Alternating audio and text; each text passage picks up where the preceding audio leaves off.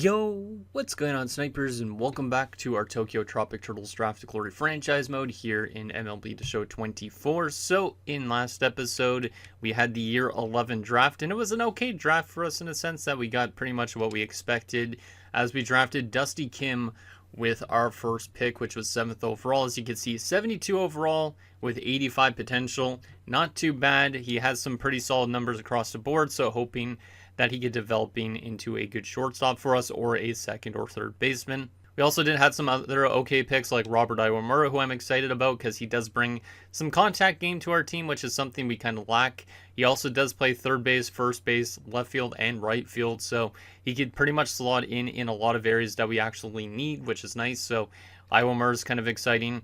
Alan Chan is a relief pitcher, pretty much similar to a lot of our other relievers, so he could end up being maybe something decent for us. And then Jungwoo An was kind of a pleasant surprise in terms of overall rating and potential. However, he is 22 years old already, so there's a chance that he might not be the most insane player in the world. But he could still definitely develop into being something maybe like a Robert Yabu or a Russell Yang, one of those overager kind of guys that eventually maybe make it to the MLB. And then our other pick, Brian Hugh, was not very good. And then we had 3 selections that we could not even use, which was unfortunate. So those 3 guys were picked by the AI, and obviously I cannot sign them because they are not of Asian descent. So that was our draft, and I'm hoping that obviously we have better drafts in the future. However, this is probably the last time we pick inside almost the top 10, I feel like, because this team probably gets closer and closer to being playoff bound in the next few years, because they are currently on a 49-60 record, which is very solid. Last season we won 63 games, so hypothetically, based on the rest of the league, this might be one of our last years being a top 10 selection, and eventually we might be like a top 15 selection or even later than that. So this team's not going to be able to get probably as good of prospects in the future. There is a chance we could definitely find some good steals, but also if there's a generational Asian that's supposed to go first overall in the future years, it's going to suck because obviously we were too good at the wrong time, basically, is what I'm trying to get at. But it's been an interesting season so far. If we go to the standings, you can see currently we're 3rd place in the AL West, which also has us, I believe, like bottom 10 still in the entire league. However, we are above like teams like the Mariners, the Rangers. We're also above teams like the Minnesota Twins by only a little tiny bit. We're also above the Boston Red Sox. And then if we go over to the NL, we're technically above teams like the LA Dodgers, which is kind of a surprise to me, the Chicago Cubs, and the San Francisco Giants. So we are starting to build our team up to being a not so bad team anymore, which is exciting. But the one problem is our contact. We are not super good in contact hitting, and that's really hurt us in terms of our offense. We have been a very good power hitting team, getting a lot of home runs, and we've been good pitching wise, but we just cannot find ways to be good contact hitting for our team. So that's something we need to address, is more good contact hitters down the road, and hopefully that could help drive in more runs on our offense and give us a better chance of actually making it to the playoffs and maybe also winning in the playoffs as well. But anyways, before we get into simulating the rest of year 11, let's get in your guys' comments and see what you guys have to say about last episode, and then we will simulate more of year number 11 and see how our players finish off the season. So the first comment is from Ryan Sharkey. He says, overall good draft. Dusty looks like he could be a quality player with that starting overall. He could easily grow to the B potential. For an example, Parker Iwamura started as a B, and now he's the best pitcher on the team. 2, yearly Louise inspection. 3, I think you should focus on extending Chung, Yokoyama, and Tan to long-term deals. I suggest waiting a bit on Kaz since he is still in AAA. And yeah, probably so for the contract extensions first and foremost. Yeah, those are probably the type of guys we'd focus on the most. I'll probably end up waiting that till the actual offseason episode to get to them with the contracts. Kazuhito Hayashi, who's never played in the MLB, probably won't get a long-term deal just yet just because he's never made it to the majors. So I want to kind of wait a little bit to see how he actually does at the major league level before we commit to him long term, but he's going to likely be a September call-up in this episode, so we'll at least get to see a little bit of action with him and see if he's actually worth that contract extension or not. And he also was talking about the Louise and all the extension, or the random dudes that we found in a series. So the two the Lewis and the Louise. So let's take an updated look at those two guys and see what they're up to at this point. So Louise is now still affiliated with the Seattle Mariners. I don't remember if he was before. But he's up to a 62 at 20, which is not really that bad, but he does have deep potential, so he's probably not going to really develop much more. But he is still going to be a useful AA player. His AA stats at the moment, he has not played a single game, but looks like he must have been recently promoted or something. So we'll see if he ends up playing any games at all for the Mariners AA affiliate, which looks like the Travelers. I don't know what they're called actually. As an A, so it's probably from an A-based city like Alabama or some random state. I don't know exactly. And then the other Lewis, let's take a look at him too while we're at it. He is still affiliated to the Baltimore Orioles. He's still in AA, and he's up to a 62 at 22. See potential. He has been a solid RBI kind of guy. Not the best average, but he has been a solid like RBI kind of guy. Not a huge power hitter either, but he might develop into being something for them at some stage. You never know. And then what he was saying about Dusty Kim being like Parker Iwamura maybe eventually around the road. Yeah, there is a chance on that for sure. Obviously, I don't think he's going to be as good as Parker Iwamura in terms of development because Parker Iwamura is currently the best pitcher in the entire league in terms of overall rating. Not necessarily in player stats, but if we like go here on the player search again, and if we go to, I think it was, primary position, the starting pitcher, you can see he's the highest overall rated pitcher in the entire league. The next closest is Paul Skeens, who's a 94.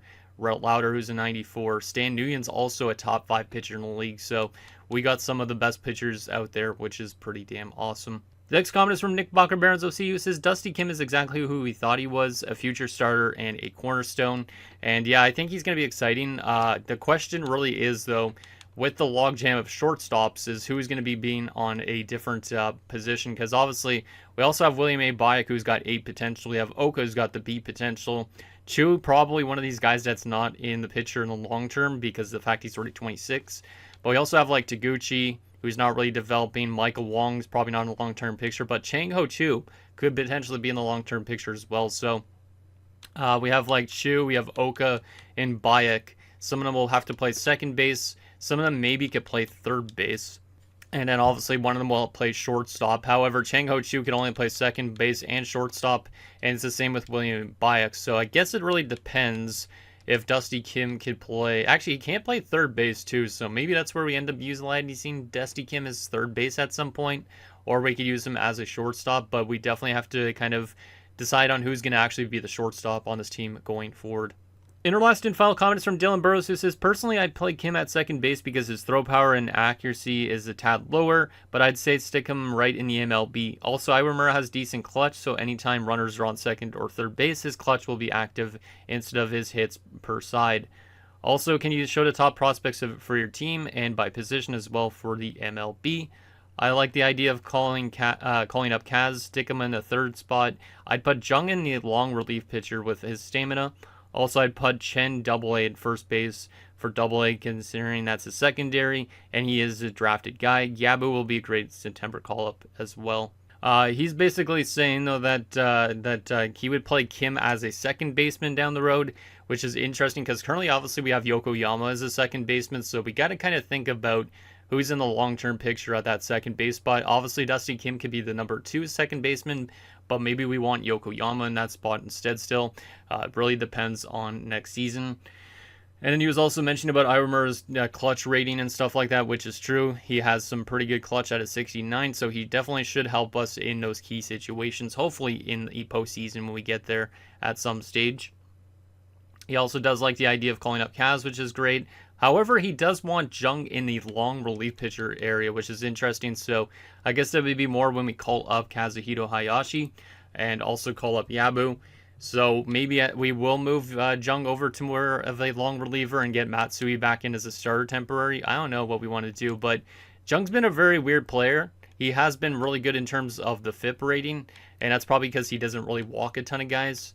However, his stat line in general just doesn't really look that good. So we might try him out as a reliever and just see how he does in that sense, like we did with Matsui. But obviously, Kazuhito Hayashi will probably get into this rotation once we actually do our September call-ups and all that type of thing. So there's that. Let's actually quickly make some adjustments to our lineup because I forgot to do that before this episode. I wanted to adjust the lineup for double and triple A based on batting average, and then we'll get into actually assimilating the rest of double A, triple A, and of course the MLBs. So let's just reorganize this based on batting average. That's how I usually tend to do it, just so that way we have the guys that have the good averages higher in the lineup than the ones that don't. So 266, that's good on that. 239. Sal Chen's a 231, so he gets to go above Taguchi. Nieves doesn't matter. Okay, so the rest of that should be okay. Oh, Sasaki has a 213. Yikes. That's all good now. Okay, perfect. So that's good on that sense. We got to go over to the left-handers as well and redo it on the left-handed side of things as well. But I think this will make our teams a little bit better, hopefully. Because I do want our teams to win games, even though I don't know if I want this team to be in the playoffs yet, because I don't think we're obviously ready for that. But obviously, it's important for like the AA and AAA guys to get some more development this way, if possible. Okay, that looks good. In terms of AA, AAA, let's see what we got here. Yabu is the leadoff guy, just until September call-ups, of course, because he's going to be coming to the majors, because he's been fantastic in AAA. So he's definitely proving to me that he wants to be at the major league level as soon as possible. So obviously we'll do that. Brian Shin is at 258. That's pretty damn solid as well. So we'll get him up there. And Walter Choi at 228. He'll get above a couple guys, or one guy only. Jeff Ishie's on a 290, which is really, really good for a guy that's way down in the order. So he's going to be way up there now. Perfect. So that's all good on that side of things. In terms of lefties, we got to do pretty much the exact same type of thing again. So let's just get Ishii all the way up to, I think it was like number 2 for the time being. Russell Yang is not the best so far. Yabu's been fantastic. 243, 258. I know this part's kind of boring, but you guys kind of see my thought process, at least setting up the batting order. Obviously, you guys probably have better ideas of how to set up the batting order, but this is technically what I do right now, at least. And in the major leagues, let's reorganize this too, because this is obviously the important part. We'll have Yokoyama as the leadoff guy.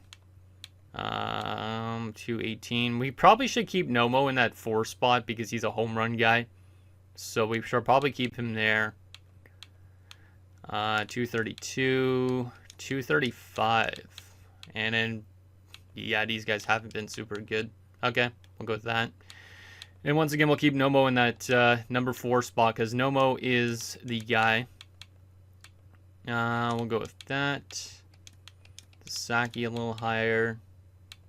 That's good. Perfect. Okay, so that is reorganized, which is fantastic. Let's go flip back to AA because their season ends before ours. But it ends quite far away, so maybe I actually want to focus on the Major League till the end of this month, and then we'll go back down to double. Yeah, let's do it that way.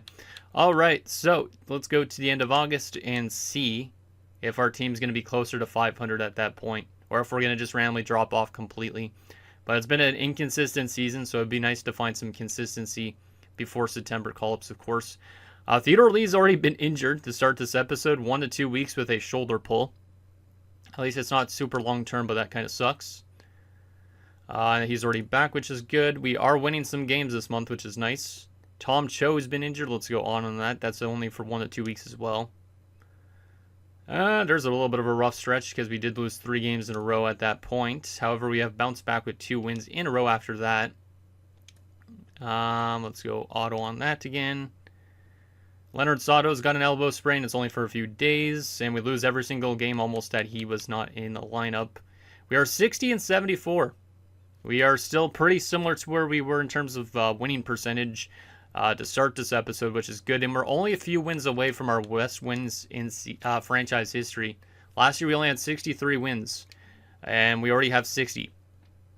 So we're looking pretty good, but we're definitely not going to make the playoffs this year. But that's okay. It's a good learning year for this team at the moment. So now that we're done that, we do need to do our September call-ups now, right? Yep. All right, so what do we got to call up? 3 people. So 3 people got to get called up. 3 people. And we already know a couple of them. So one of them is going to be Kaz, because I should be able to call him up. If I have too much pitchers, I might have to send somebody down. But I am going to call up Kazuhito Hayashi. He's been pretty damn good in AAA, so this is his AAA stats, just in case you guys want to keep note of what to give him for a boost. But he's been really good. 16 quality starts down there in AAA, and he's going to get his first taste of MLB action. That puts us actually already at 27 of 28, I think it says. Maybe not. No, that's 40-man stuff. Okay, that's okay. Okay, we still need to call up 2 more people, I think. And obviously the next one is going to be Robert Yabu, who's down to a 324 average, but he's still been really good, up to a 70 overall. His contact hitting looks good, and that's exactly kind of what we need in our lineup. So yeah, Robert Yabu is going to finally get an opportunity after all these years. The great thing with him, he still has a lot of leeway with his contract, which means the rest of his career, he's almost kind of tied to our organization in a sense. So Robert Yabu, you're going to come on up, and you're going to get your first taste of Major League action, which is pretty exciting. So that calls up to 28. So that should be enough people, I think, because the 40-man part underneath my my face says 28, but the active part says 27 out of 28 because of the injury to Sato at the moment. So we should be okay. We should be okay because he should be returning relatively soon too. Let me actually just go one day and see if I can actually go through this. Aviators need their pitching adjusted. Okay, let's actually adjust that, I guess, too. So AAA. We'll get Irabu as the starter. Who are we going to put into this 5th spot? I don't really want to put a reliever as a starter, but I'm going to have to do that. Is there anybody with, like, very good stamina? David Lim has a 32, but I would probably prefer to put a D potential guy, so let's give Vincent Wong that other starting role for the time being. We'll keep him in the 5 spot since he's a reliever. And then in terms of the batting order, we need to put somebody in that 3rd base spot, which you guys were saying Richard Chen should probably play 1st base, I think I saw, but Suzuki's playing there, so I'll probably just put Richard Chen in the 3rd base department, just make it a little bit easier for us going forward. Okay, so the question is, can I simulate through a game now already? I need to have one more person called up, yeah. Even with Sato's injury, that kind of sucks that Sato got injured at that time, or else I wouldn't have to call up anybody else.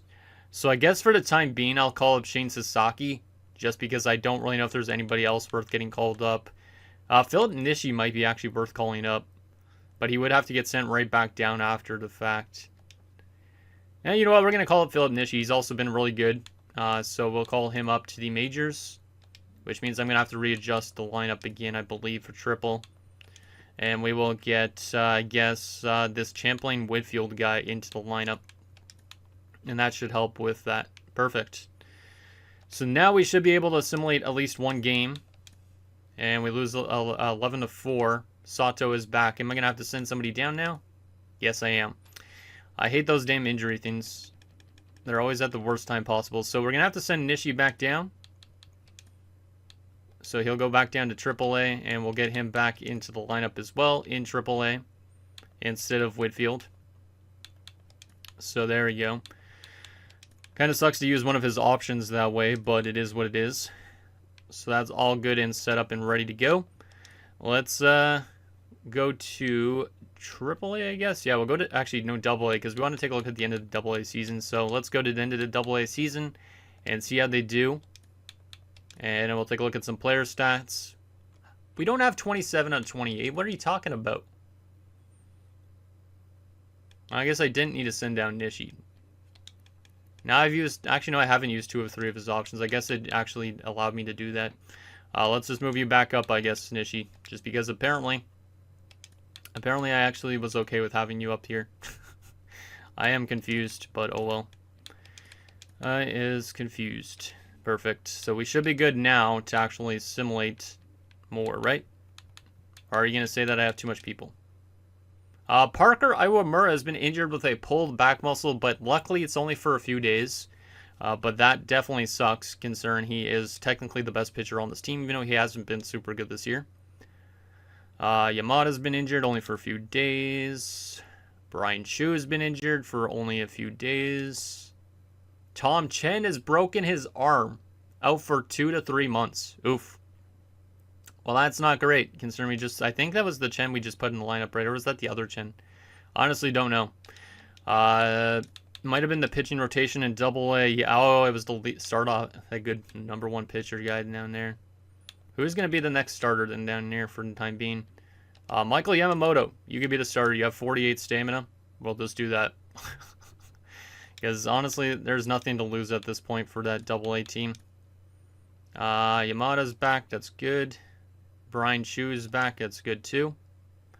And Shin has fractured his leg. 2 to 3 months. Jeez. Everybody's getting slapped with injuries right at the end of the season. But Double A finishes 18-51.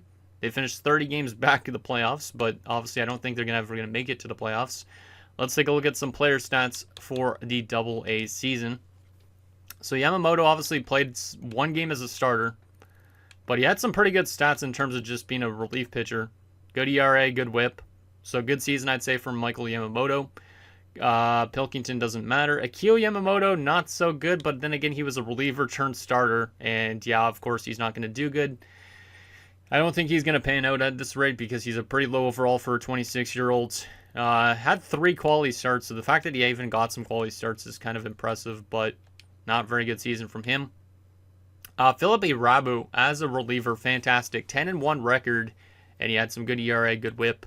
So he was maybe one of the better players on that Double A team. Pete Quo, not as good as last year, but he was okay. He had a lot of strikeouts, which is nice. Richard Cho, solid stats as well. Wong Yan Chain was fantastic. Then again, he is a lower potential guy, but he's been pretty good. Charles Nakamura, solid stats as well. And William Fong was pretty good as a closer, I would say. He blew only 2 saves out of 25 attempts. So, yeah, great season for William Fong. So there's Double A pitching. In terms of the Double A batting, Russell Lim had a 281 this season. So really good year from Russell Lim. He's developing in the right way, and he's definitely one of those contact kind of guys I'm looking forward to maybe making the majors at some point. William B. Bayek was also pretty good at 269 average. Maybe in line for a boost because of that.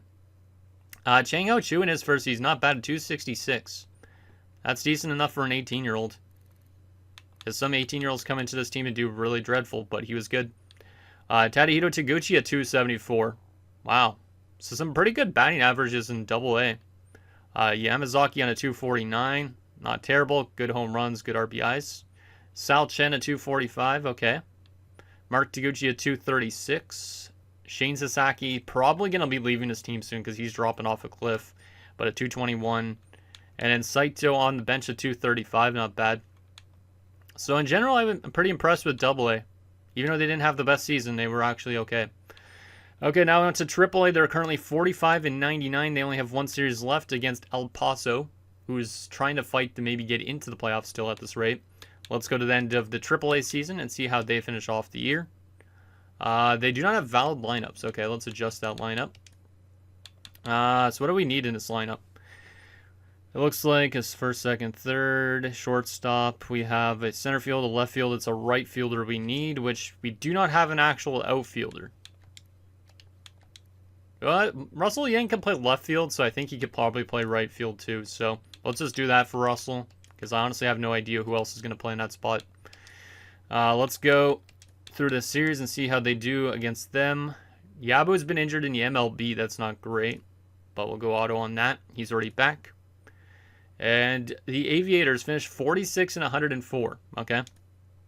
So that is the AAA season done. Let's take a look at their player stats as well. See who did what. So pitching, Ken Irabu. A little bit of a high ERA. Definitely fell off a little bit after we made those September call-ups, so maybe that's why. But a decent season from him. 30 games started, 19 quality starts. So I would say a pretty good year for Kenny Irabu as the second best pitcher on this team originally, because Kaz obviously getting called up. The rest of these guys don't matter too much. Vincent Wong was a reliever that we made into a starter. He started 5 games. Didn't have a single quality start, of course, but yeah, I didn't expect him to do that well. David Lim was really good. Really good numbers from David Lim. Great ERA, great whip. Win-loss ratio is good too. He's looking pretty good. Tommy Wong was even really good too. Very good whip, and his ERA is very good too. A lot of these relief pitchers I've been really impressed with in both Double and Triple A. They've just been really good. Like Austin Choi also has good numbers. Yamada has good numbers. Tom Ann has good numbers, but losing record. And Vincent Chang. Very close to making it to the majors as a 20-year-old or 19-year-old. Will you guys use him in the major leagues next season? That's my question. Because I think he is pretty much ready to being like maybe an actual closer, or he could be a setup guy. He's definitely very close. Or do we not rush him yet? Because he's definitely very close to making it. In terms of batting in AAA, Richard Chen on a 228. Not terrible, but obviously not great either. Whitfield doesn't matter. Ishii a 267. His numbers are pretty good. Yeah, 267 is like what I would take from a deep potential guy. Not the best OPS, though, but that's okay. Russell Yang at 252, not bad. William Abayak at 232. Oof, I think he fell off because I remember Nick mentioning that his batting average was above a 250 or something, and he was like, if he maintains that, he's in line for a boost. Well, it looks to me like he fell off in the second half, but it could be because of the call-ups that we did. He is up to a 75 already, though, which is exciting because he is very close to being MLB ready as well. Suzuki at 219. Tom Cho at a 278. So Tom Cho was one of the better players for sure down in triple. Nice numbers there. Choi at 224. And Wong at 246. So it looks like the contact hitting from triple or double to triple A is completely different. Fong on a 270. And then that's it. So we got some good batting averages, especially in AA, but AAA is not looking the best. Now the question is, what are the Tropic Turtles looking like in terms of the standings now? 70 and 86, so we're on our best season yet. We're pretty much on the same winning percentage as we just were, but we're currently on our best season in franchise history, which is awesome. So we're still developing in the right way. Love to see it. We're definitely not going to make the playoffs now because we probably have been eliminated, hypothetically. Yeah, we've been eliminated from the playoffs, unfortunately, but we are still doing pretty good. We are the lowest scoring team in our division at the moment, but we've also given up the lowest amount of runs. And the Astros have taken over as the division leader at the moment. All right. So since we stopped simulating, we've won a good chunk of games. We actually had a 4-game winning streak. We've had a couple other winning streaks. We did have some rough stretches as well. Still, that inconsistency is definitely there. Okay, so we only have 6 more games left of our season. Let's see how we finish off this season. Hey, 2 more wins out of 3. I'll definitely take that. 2-0 win, 6-4 win. And we're into our last series against Seattle, who is not in a playoff spot. First 2 games, win and a loss. And our last game of the season against them. Can we win this one as well? Yes, we can. 7-3. So we finish our season 74 and 88 for a 457 win percentage. That's pretty solid. That's pretty solid to have 74 wins on the year. I believe Dylan was predicting like 73 from a few episodes ago. I got to take a look and see what his prediction was. Let's see. Off season. Did he have his prediction in the off season?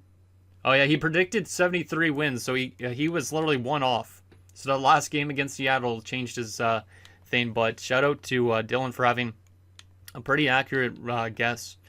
Let's take a look at our MLB stats here for the season. So starting off with Parker Iwamura, who's up to a 98 overall. God damn. This guy doesn't stop growing. His ERA was a 4.25. He had more strikeouts than innings pitched, which is kind of great. But I don't know if he was super good this year. 33 games started, 18 quality starts, so he might have found himself in that second half a little bit, which is good. His FIP actually improved drastically as well in this episode. So Ari Wamura had a good year, despite having a little bit of a rough start. So good stuff from Parker. Stan Nguyen, also great numbers again. Not as good as last year, I would think, but still. Good having him signed up as well, long term. Yeah, his ERA was definitely not as good as last year. His whip was better, though. His whip was better. He had 23 quality starts, which is the best of his career. So Stan is still the man going forward. He also had pretty good FIP numbers. Walter Jung, this is a weird one always. We could have moved him into long reliever, but we didn't yet. I might do that next season instead. 32 games started, 13 quality starts. Okay. His FIP was still really good, though, too. So he's still a very weird player. There is a chance we change him over to a long reliever, and then also we could use Kaz as a starter, because I didn't move Kaz into a starting spot, which I probably should have. Vincent Tan. Hey, that's actually an okay rookie season. Below 4 ERA. I'll take that. He started off the season not too good either. 18 quality starts during your rookie year is impressive in my opinion. And that FIP was okay. It's not great at FIP, but obviously for a rookie, I'll take it. David Nah, still probably the worst pitcher on this team, and he's probably going to get replaced by Kaz next season.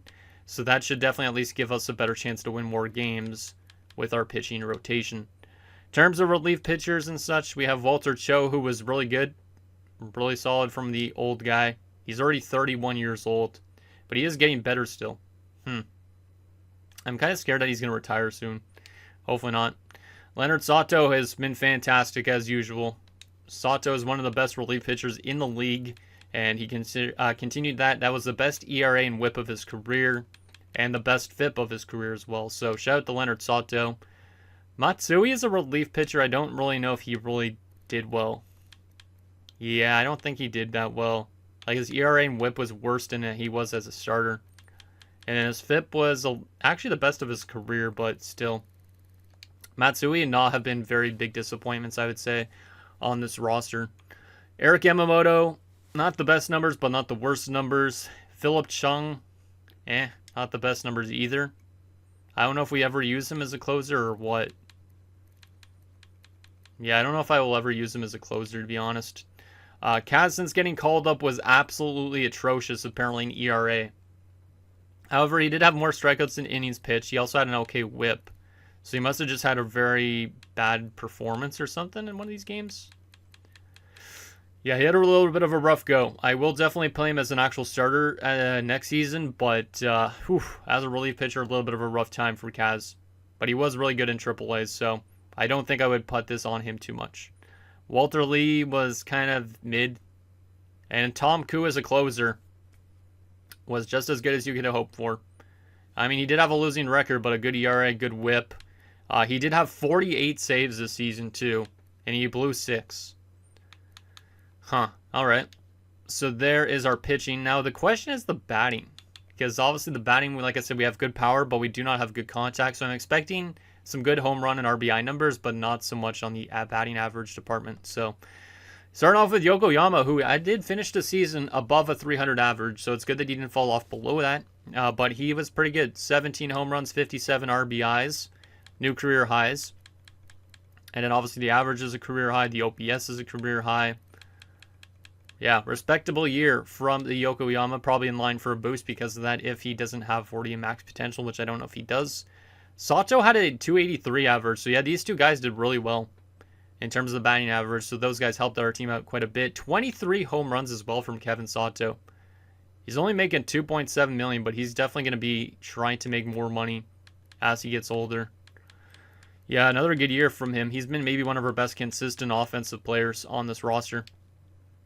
Hideki Takahashi, honestly, was pretty good.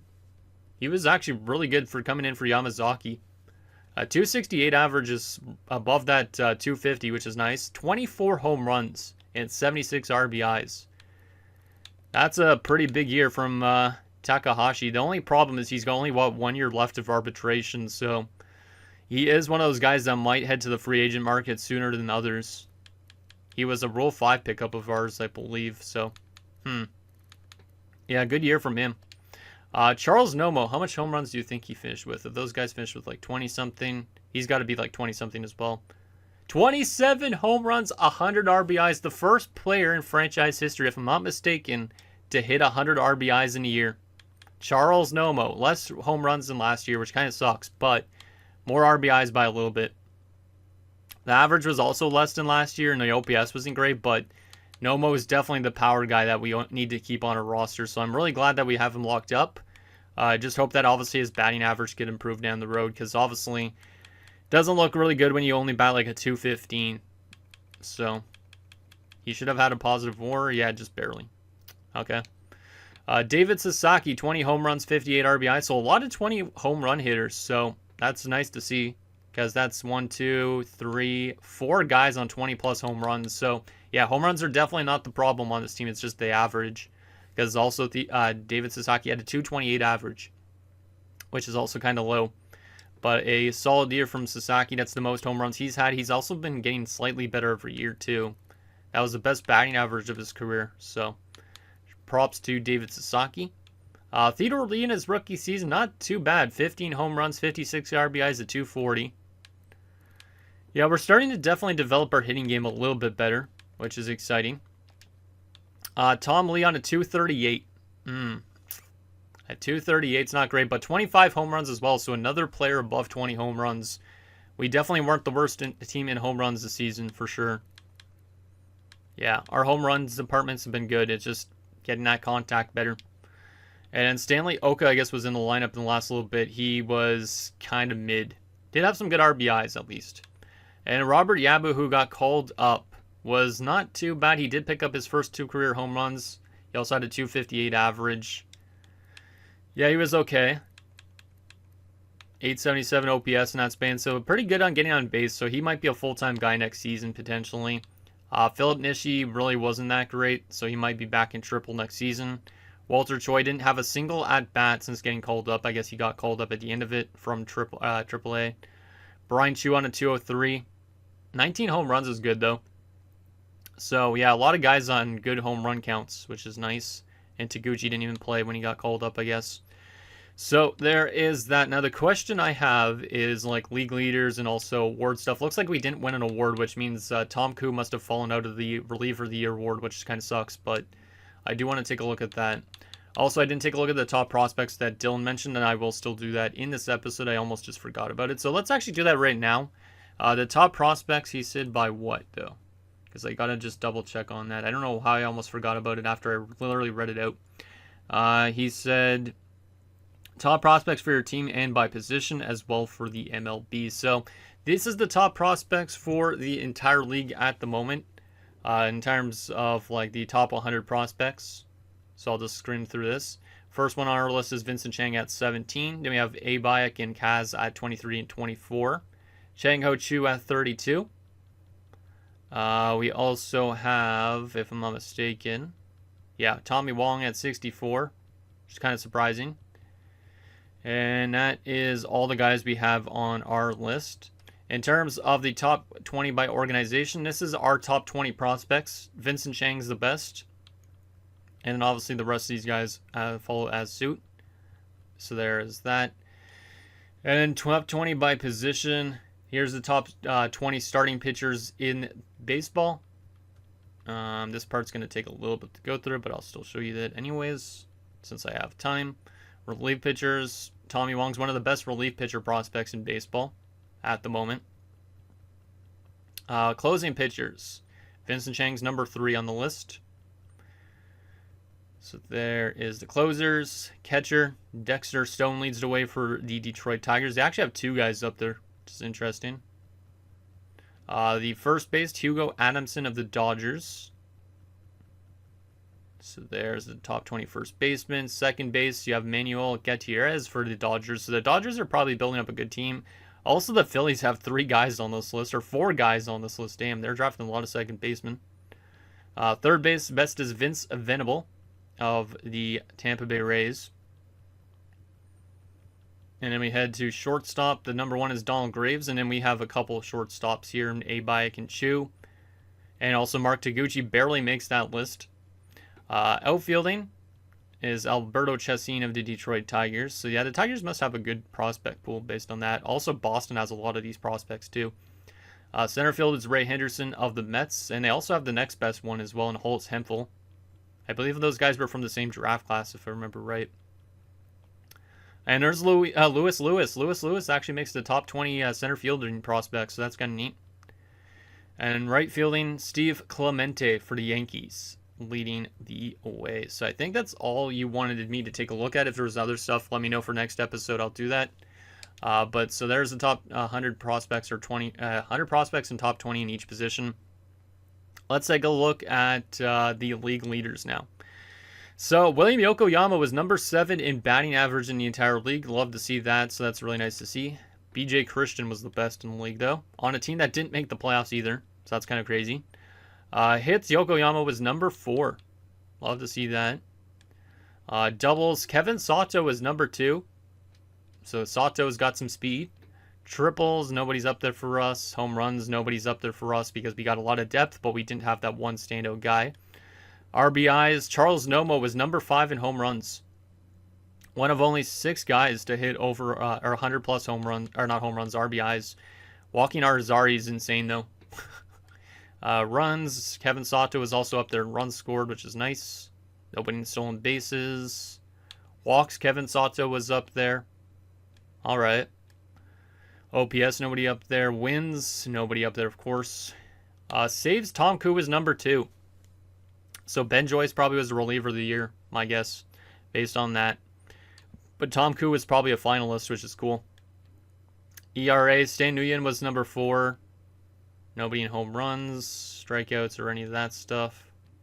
Walks allowed. See, Walter Jung is always number 1 in like walks allowed, so he doesn't really issue a lot of walks, and that probably helps his FIP quite a bit. Stan Nguyen was number 4. And then, yeah, whip, Stan Nguyen was number 4 in the entire league. Pitching WAR, nobody up there for us, and nobody in batting WAR either. All right. Also, got to take a look at team rankings here briefly, too. Batting average, we were still the worst team in batting average. At 244 is getting closer to being at least respectable, but we need that average to be like a 260 plus, because the best team is a 283. We need to get at least that batting average into the 260 range, my guess, to being an actual competitive team. So batting average still was trash. Runs, we were probably better than most teams, or some teams. Tied for 19th, not bad. Hits, we were dead last in hits. Yeah, we definitely need more offense. Doubles, we were second last. Even though Sato was a beast on doubles. Triples, we were dead last. Home runs, we were definitely not dead last. Where were we in home runs? 12th. See, we got definitely that power game, but no contact. RBIs, where were we in RBIs? 19th. The rest of that stuff doesn't matter too much. I wanted to take a look at the pitching stuff from the season as well. ERA, we were 20th. Considering we're technically the best pitching ranked team in the league, we need to be better in that department. And the rest of this doesn't matter probably too much. Okay, so there's that. Standings. Who did we finish above? We finished above the Mariners, the Rangers.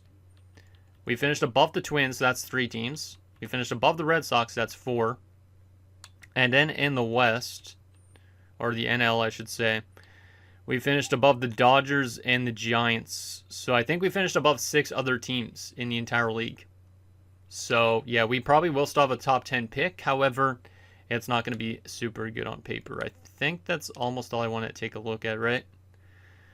Just got to make sure. Actually, let me go to our stats here, player statistics here briefly. I wanted to take a look through this department here on like batting WAR and such. So who wasn't good for us in terms of batting WAR? Obviously, if Yamazaki was healthy all year, we would have been even better this year. Hopefully, he's ready to go for next season.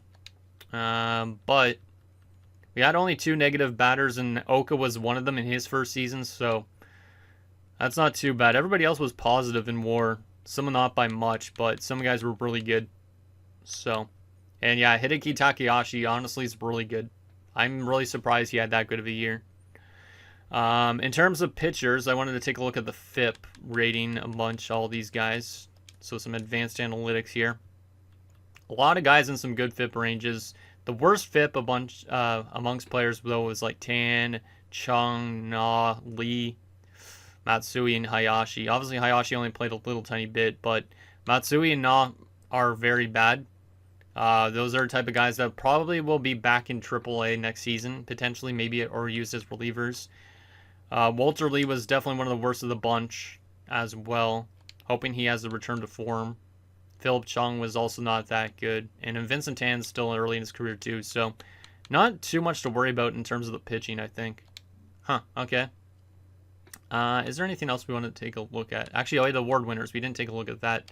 That's the one thing I wanted to take a look at. First, I want to go to Player of the Month, though, to see if there was any Players of the Month for us here, which doesn't look like it, unfortunately. Nope. Okay.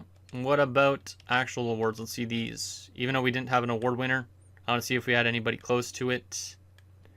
Yeah, Tom Koo was 3rd in Reliever of the Year voting.